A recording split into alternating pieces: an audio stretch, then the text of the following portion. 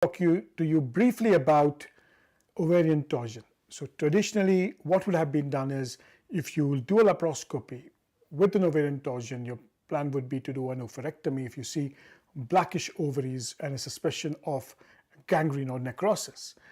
Now, the question is that going a bit too far?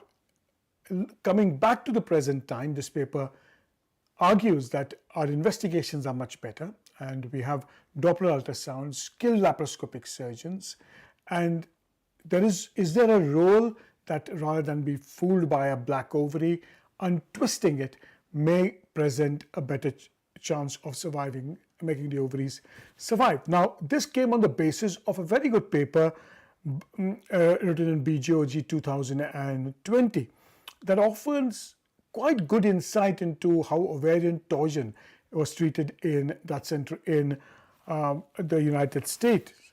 And what it noticed is that if you decided to go ahead with laparoscopy and saw a necrotic or a black ovary, young women were more likely to lose their ovary. Now, first of all these cases should be managed by an extremely experienced gynecologist so that that step is avoided. Now, there is some evidence that when you untwist the ovary, and this evidence comes in Human Reproduction in 1998, where blood flow tends to return. In fact, the second thing you can argue about is in where you have got highly skilled laparoscopic surgeons, do you untwist the ovary? And remember, what is the other risk that you would quote? You would say there's a risk of ovarian thrombosis heading towards inferior vena cava and then causing a thrombosis because of the twisted ovary. And by giving adequate blood thinners, will you be able to lower that risk?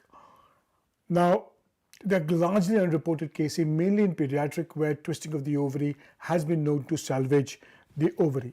So at present, until we get further evidence, I think we should cautiously move on to saying, let's try and see what we can do to save the ovary.